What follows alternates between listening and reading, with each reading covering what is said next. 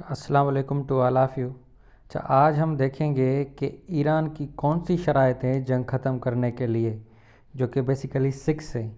आपको पता होगा कि यूनाइटेड स्टेट्स ऑफ अमेरिका ये चाह रहे हैं कि जंग ख़त्म हो, लेकिन जंग ख़त्म करने के लिए ईरान ने कुछ शराइत रखी। तो यही है हमारा टॉपिक। वो ईरान की वो कौन सी 6 शराइत हैं, कौन सी 6 कंडीशंस है या डिमांड है। तो आए इनको देखते हैं। तो फर्स्ट वन है, Iran demands binding guarantees.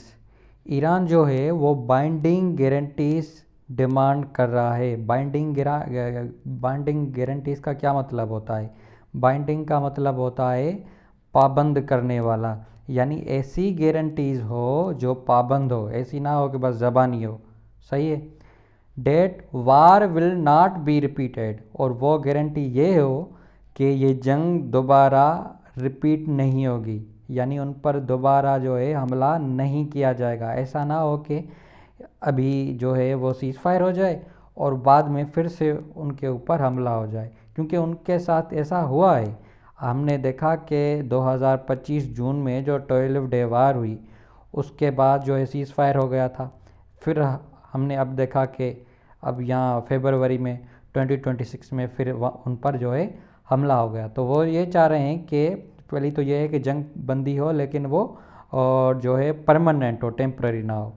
Signalling a rejection of temporary or symbolic ceasefire agreements, वो जो है बेसिकली क्या हो, जो ये बताती हो कि ये टेम्पररी नहीं हो। सही है।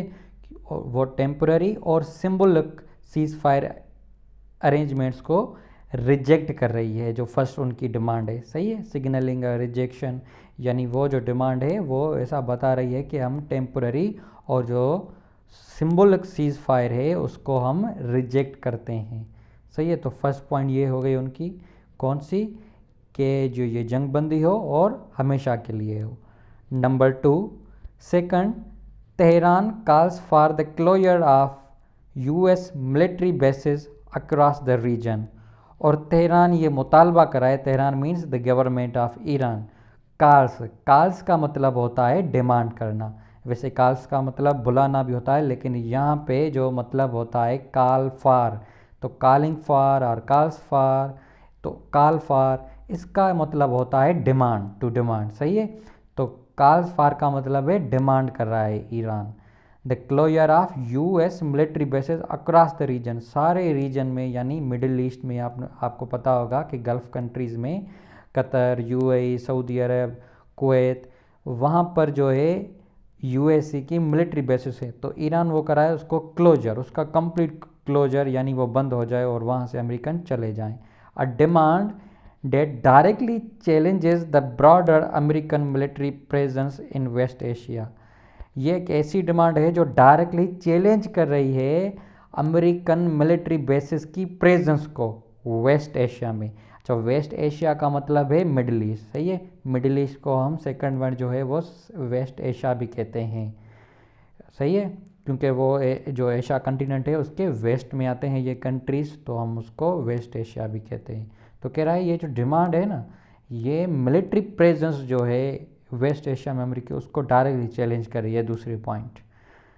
थर्ड, ईरान इंसिस्ट्स, ईरान जो है इस बात पे जोर दे रहा है डेट के द एग्रेसर्स पे compensation for damages inflicted during the वार।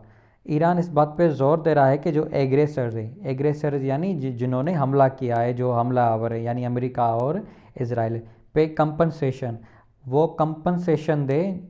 सही है।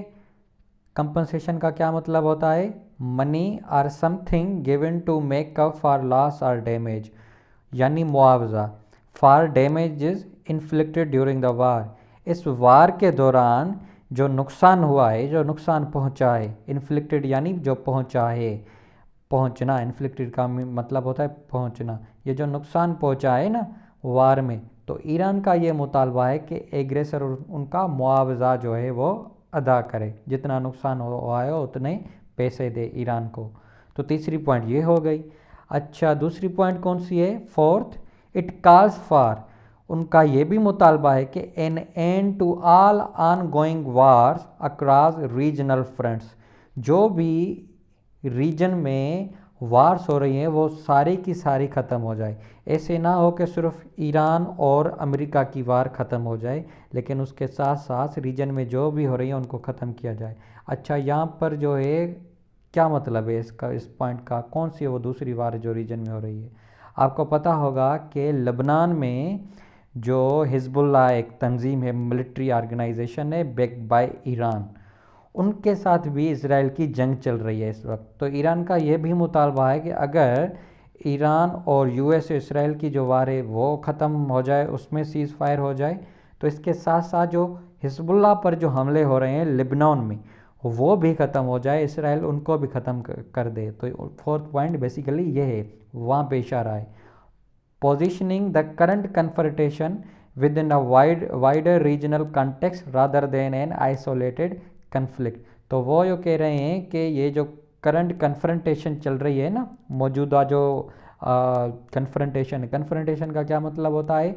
मुकाबला, टकराव और तसादम या फाइट या जंग, आप जो कुछ कह लें इसको। सही है, कन्फ्रंटेशन मीन सिंपल या भी वार कह सकते हैं। ये जो वार है with in a wider regional context, तो इनको जो है वाइडर रीजनल कॉन्टेक्स्ट में देखा जाए, इसको एज ए रीजनल वार देखा जाए rather than an isolated conflict. Isolated conflict का मतलब है ऐसे ना हो कि इस कन्फ्लिक्ट को सिर्फ अलग थलग एक जस्ट सिंगल कन्फ्रंटेशन इसको समझा जाए।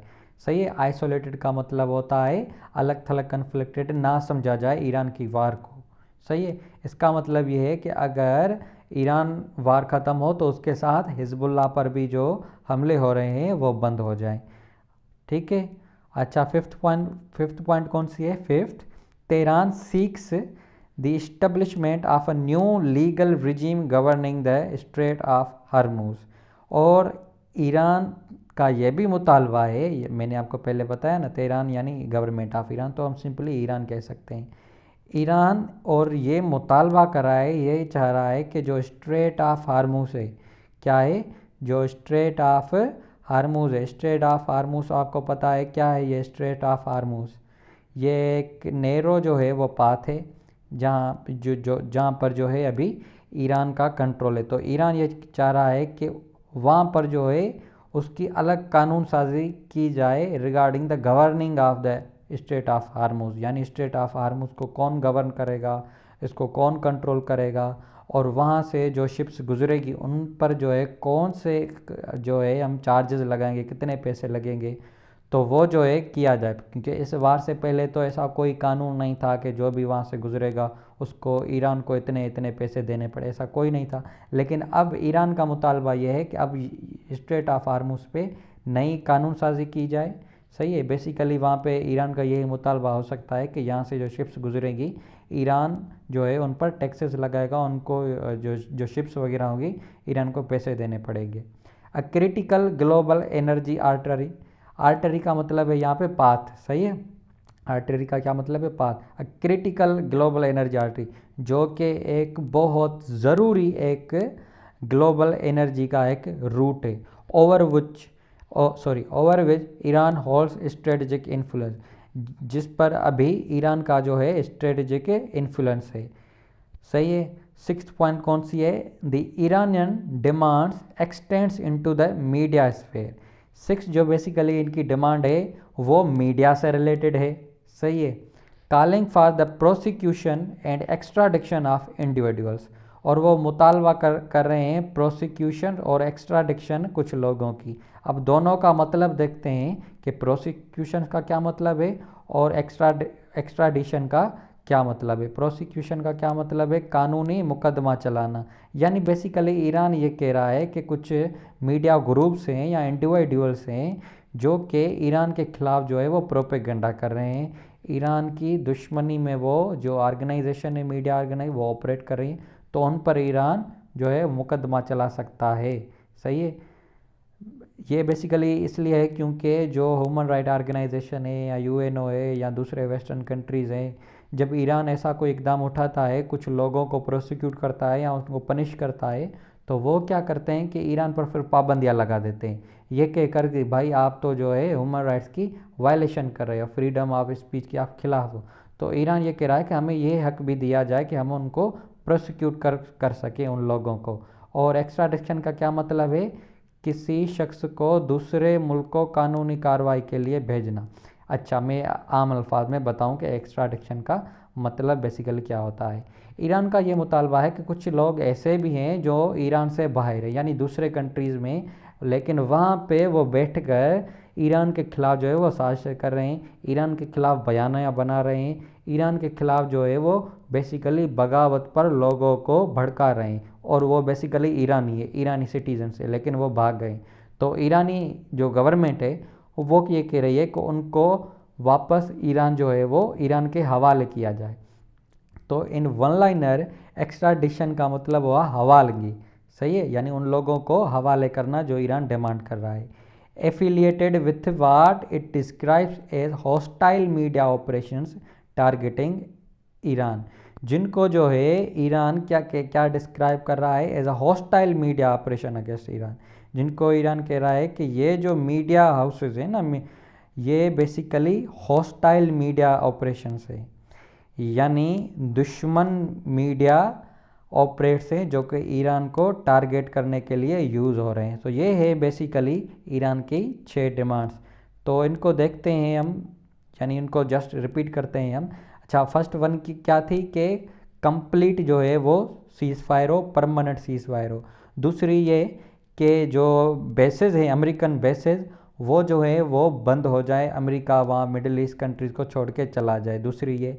तीसरी ये है कि कंपनसेशन दिया जाए ईरान को जो ईरान का नुकसान हुआ है वार में। फोर्थ पॉइंट ये है कि ये जो वार है वो रीजनल वार को इस तरह लिया जाए कि ये रीजनल है, और उसके साथ जो लिबनान में हिजबुल्लाह के साथ इसराइल की वार हुई है उसको भी ख़त्म किया जाए। फोर्थ ये पॉइंट। फिफ्थ पॉइंट ये है कि स्ट्रेट ऑफ हार्मुज जो है उस पर ईरान का राइट तस्लीम किया जाए, यानी आम अल्फाज में अब ईरान जो है चार्जेस लेना चाहता है, फ़ीस लेना चाहता है उन शिप से जो कि स्ट्रेट ऑफ हार्मुज से गुजरेगी। और सिक्स पॉइंट ये है कि जो लोग और मीडिया ग्रुप ईरान के ख़िलाफ़ इस्तेमाल हो रहे हैं उनके ख़िलाफ़ ईरान जो है वो कदम उठा सकता है, ये ईरान का राइट है। सो ये था हमारा आज का topic. Thank you very much. ऐसी जो वीडियोज़ है आपको रेगुलरली मिलती रहेंगी, इससे क्या होगा आपकी इंग्लिश भी कवर होगी, उसके साथ साथ आपके करंट अफेयर, न्यूज़ वगैरह, वोकेबलरी, ये आपकी जो है वो इंक्रीज़ होगी। तो thank you very much, subscribe करना ना भूलें। Thank you.